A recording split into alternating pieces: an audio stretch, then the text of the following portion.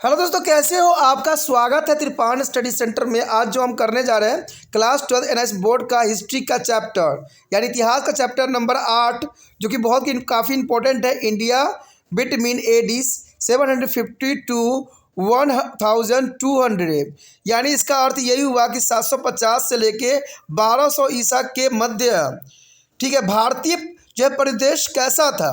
तो ये काफ़ी इंपॉर्टेंट रहेगा और ये टॉपिक कई मायने में हर एक क्लास के बच्चों के लिए इंपॉर्टेंट रहेगा, चाहे वो यूपी बोर्ड के बच्चे हो, चाहे बिहार के हो, NIOS के, CBSE के हो, चाहे UPSC के एग्ज़ाम की तैयारी कर रहे हो।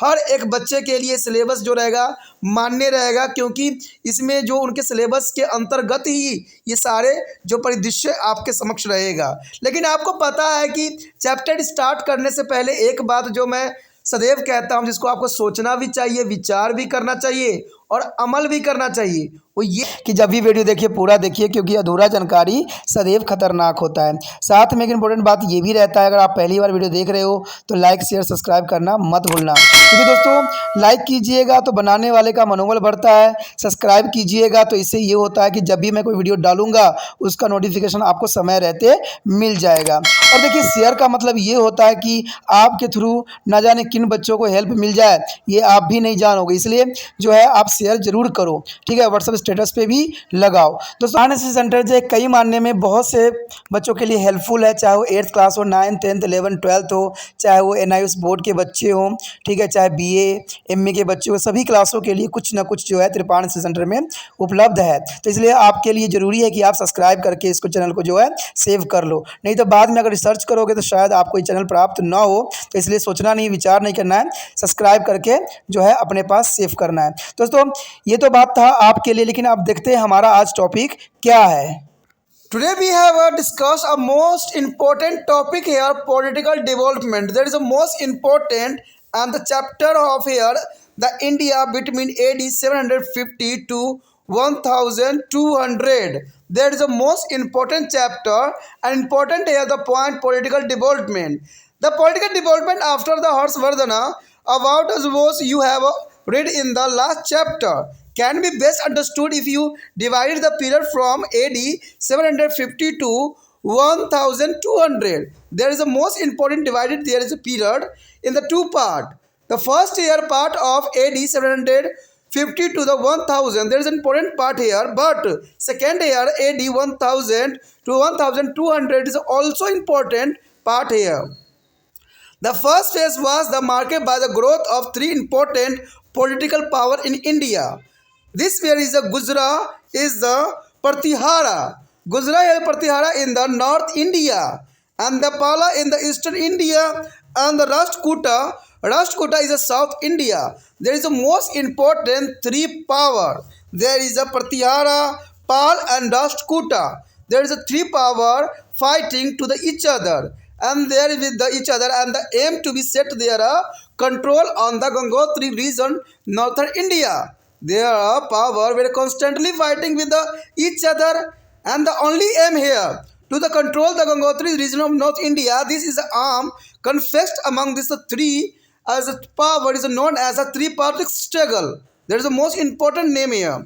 In the second phase, we will notice the is a break up to the this power and resulting in the rise of many small kingdom all over the country. There is the most important, there is a rise of the many smaller kingdoms all over the country. For example, in the northern India is a disintegrations of the Partihara, and the empire is about to be is a forefront is the various Rajput state under the control of different Rajput dynasties, such as the is the Hamans, the Chauhans, in the Chandelas, and the Brahmaras as a sector. These where are the state with a fight. They restricted the Turkish attack the northwest India led by the Muhammad Ghaznavi and the Muhammad Gauri in the 11th to 12th century, but had to the yard ultimately as a failed to stand up unitedly against the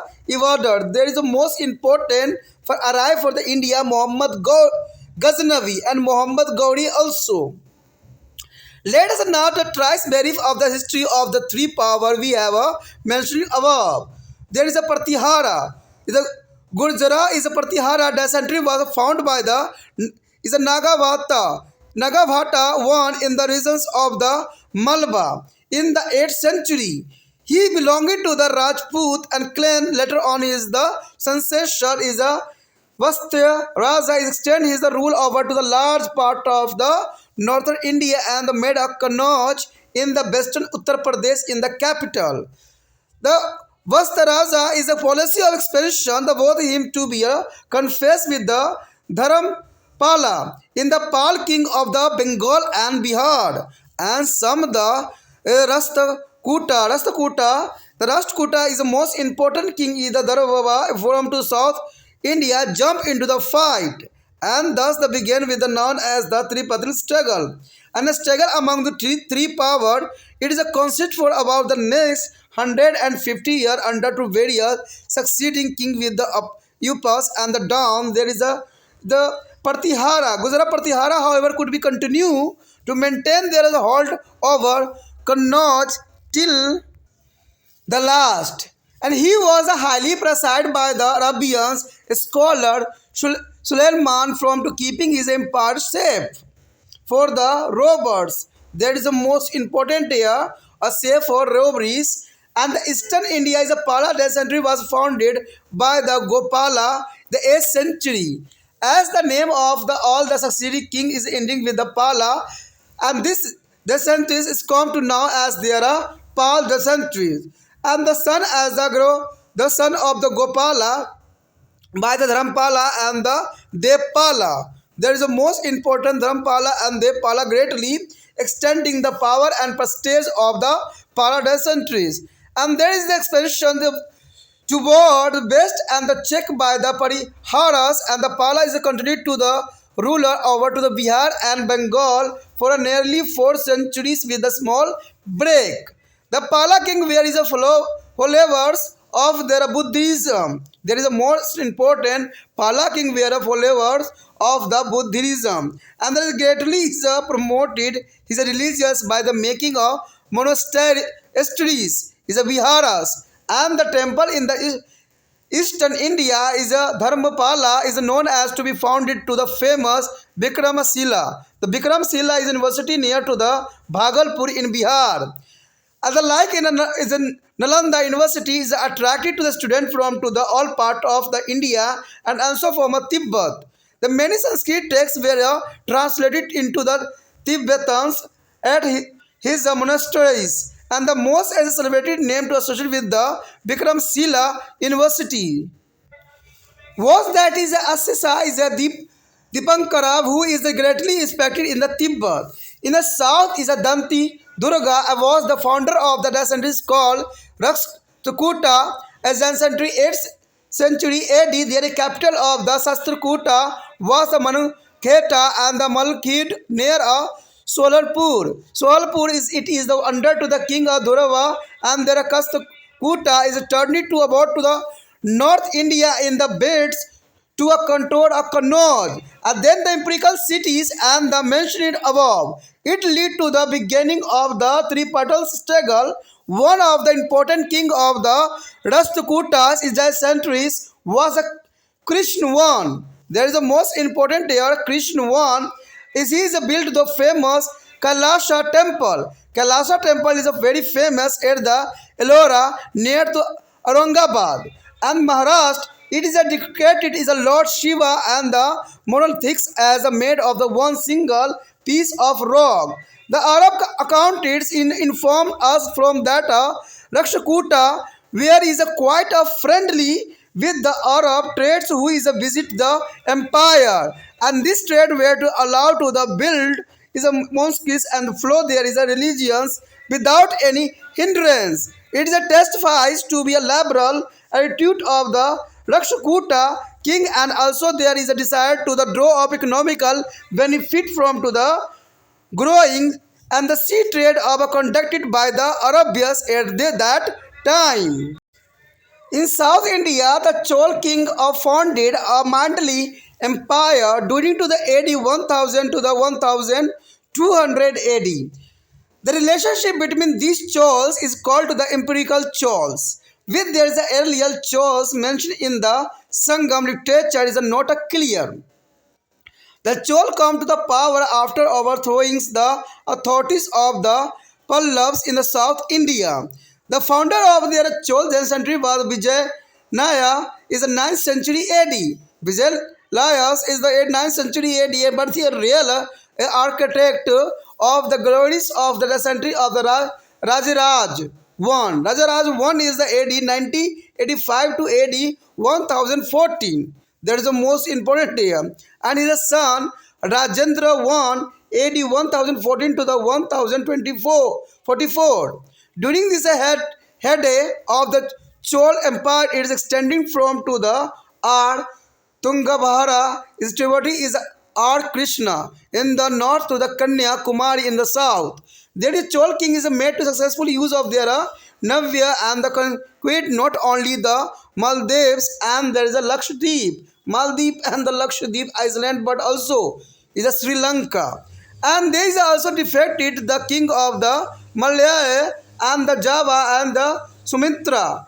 And the one of the greatest contribution of the Rajaraj is one and the constructed of the famous temple known as the Rajarajaswara. Rajarajaswara was the Brideswara as temple and dedicated to be a Shiva at the Tanjore, and he also ordered to the survey of the land of better connection of the land revenue of the empire.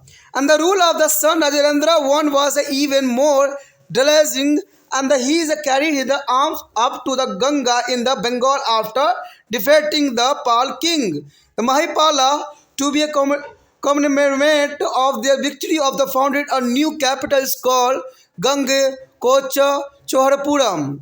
That is a very difficult is the name here, and acquired for himself a title Gangai Konda. The consul Ganga he was there is a great is a potent for the learning, and now was the Pandita Chola, and the last important Chol king is a Kulutanga.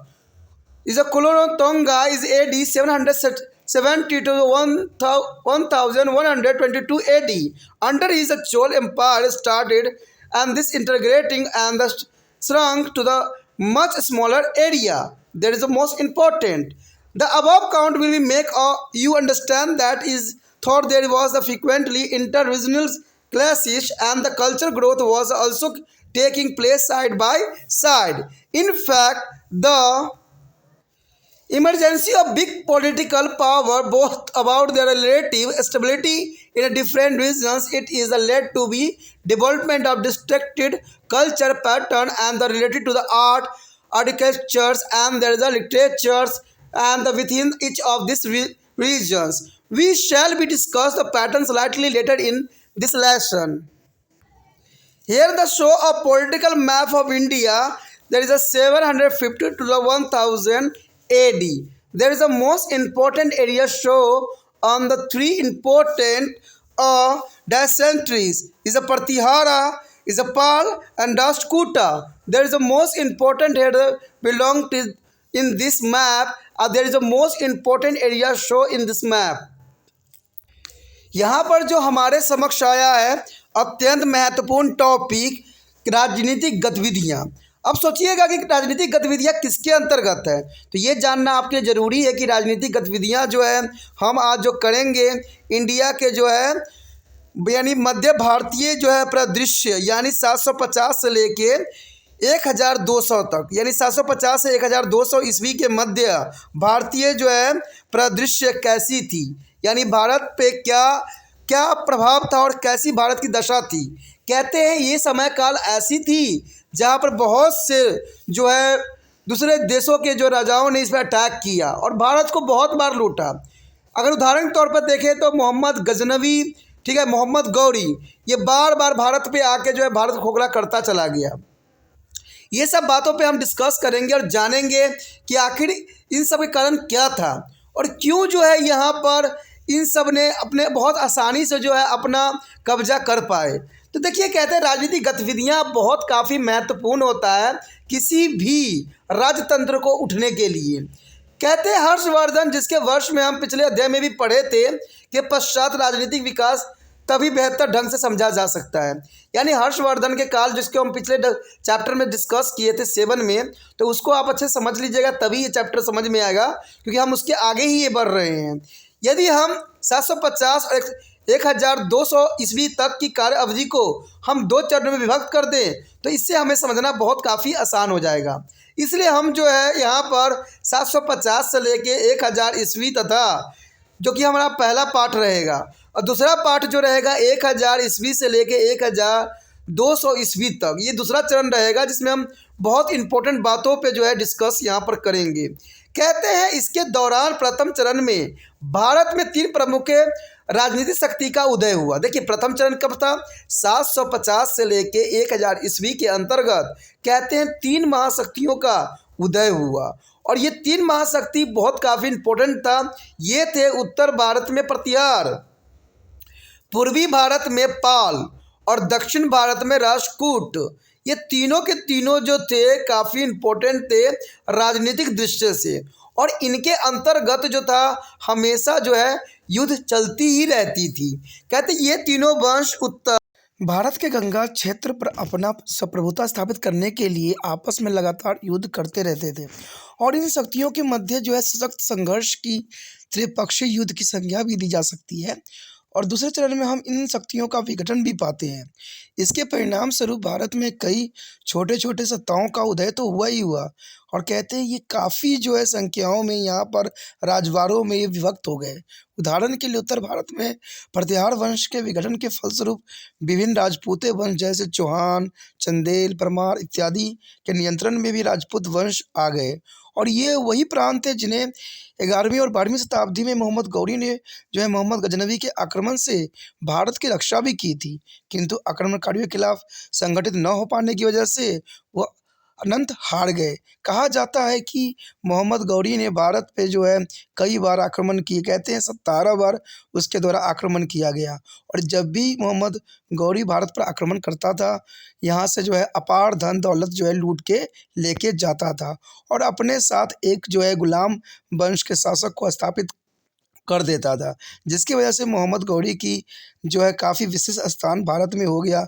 बेशक मोहम्मद गौरी जो था भारत में अपना साम्राज्य स्थापित करने के पक्ष में नहीं था, लेकिन बार बार भारत पे आक्रमण करके ये जो होता था भारत के धन दौलत को लूट के ले जाया करता था। और यहाँ पर जो राजा राज्य करते थे वो बहुत कमज़ोर हो गए, जिसके कारण से बहुत से राजतंत्र जो था भारत पे आक्रमण किया, और आपको पता है कि गुलाम वंश की स्थापना भी हुई, और गुलाम वंश कई शताब्दियों तक जो है अपना राज्य शासन चलाते रहे। और उसके बाद जब इनकी शासन ख़त्म हुई, ये भी जो है आपस में जब लड़ने लग गए, तो इसके जगह है जो बाबर को आमंत्रण दिया गया, और बाबर ने भारत पे आक्रमण करके अपना जो है पूरा जो है अपना साम्राज्य का विस्तार करने में कोई कसर नहीं छोड़ा। और अकबर की तो आपको पता है कितने सालों तक राज्य किया, इसका कोई दो राय नहीं है। तो कहते हैं आपस में जब लड़ते हैं तो विदेशी जो होते हैं उन पे बहुत काफ़ी प्रभाव पड़ता है, और वो सरलता से जो है हम पे अधिकार कर लेते हैं।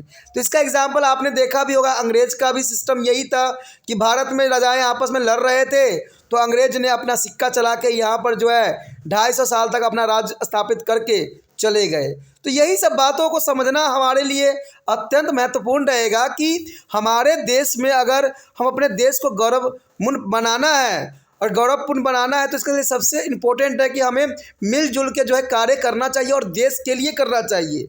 आज की राजनीति की तरह नहीं कि हर समय तू मैं चलता ही रहता है और होता ही रहता है। तो ये सब बातें बहुत काफ़ी इम्पोर्टेंट रहेगा।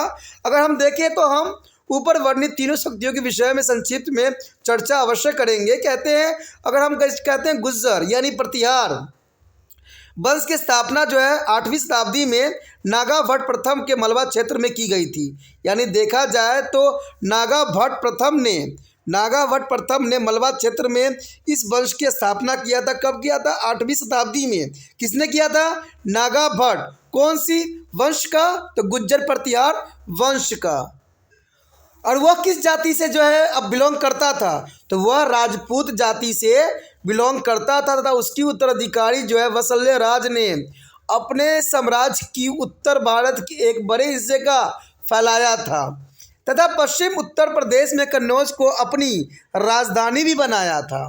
वत्स्य राज की विस्तार नीति ने उसका बंगाल तथा बिहार के शासक धर्मपाल के साथ संघर्ष भी काफ़ी हद तक हुआ। शीघ्र ही दक्षिण भारत के राष्ट्रकूट सम्राट भी इस संघर्ष में कूद पड़ा। जैसे हमने पहले ही पढ़ा था कि तीनों जो है आपस में लड़ने लग गए थे।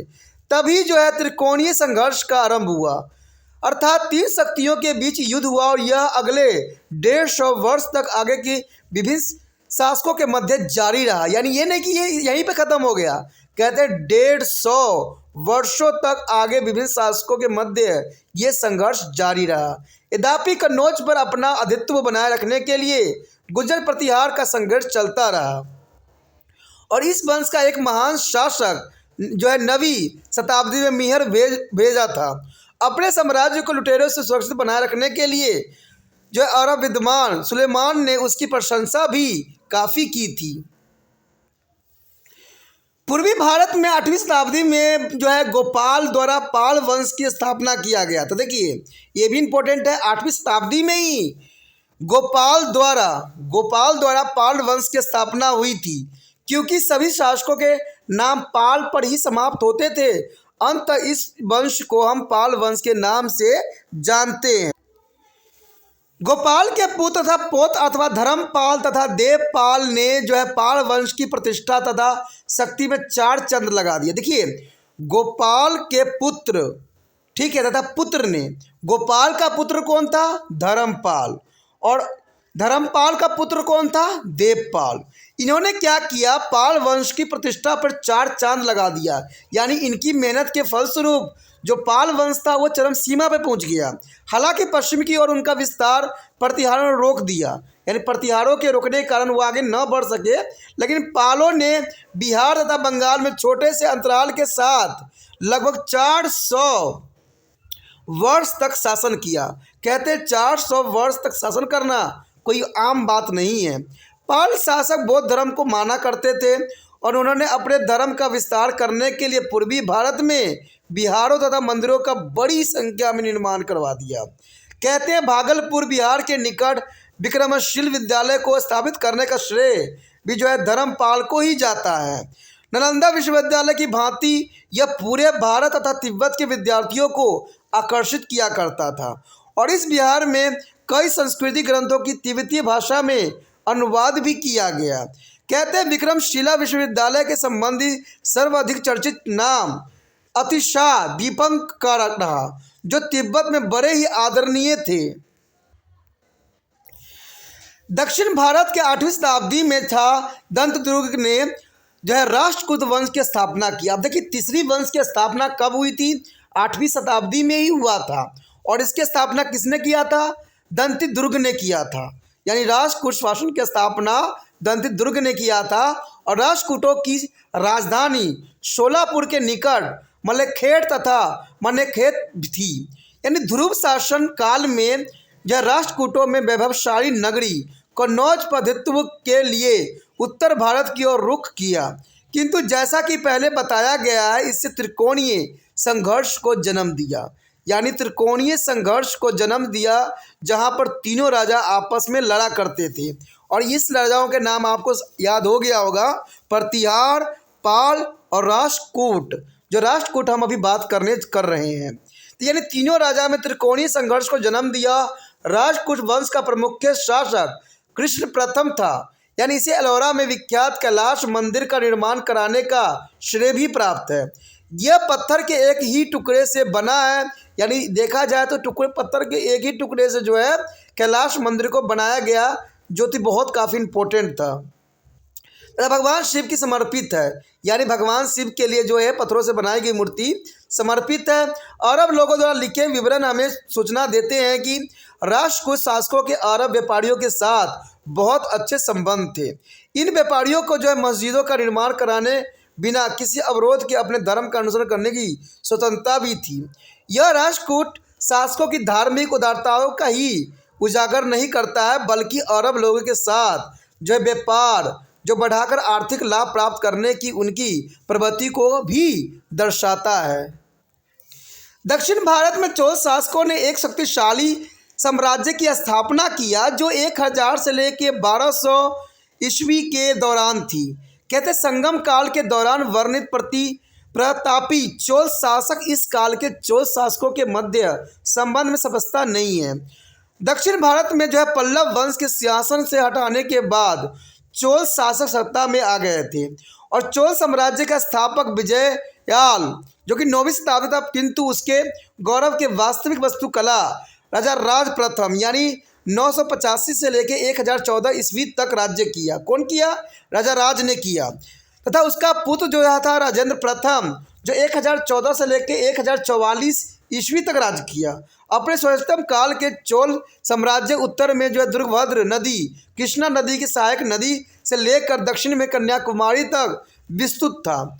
चोल शासकों ने अपनी जल सेना का सफल प्रयोग भी किया तथा न सिर्फ मालदीव तथा दक्षिण जो है लक्षद्वीपों को भी पराजित किया बल्कि श्रीलंका को भी अपने अधीन कर लिया था। उन्होंने जावा, सुमात्रा और मलयालम को भी शासकों को पराजित कर दिया और राजा राज प्रथम का महानतम योगदान तंजौर स्थित प्रभु श्री शिव की जो है समर्पित उस प्रसिद्ध मंदिर का निर्माण है जिसे हम राजा राजेश्वर या बहुविधेश्वर मंदिर के नाम से जानते हैं।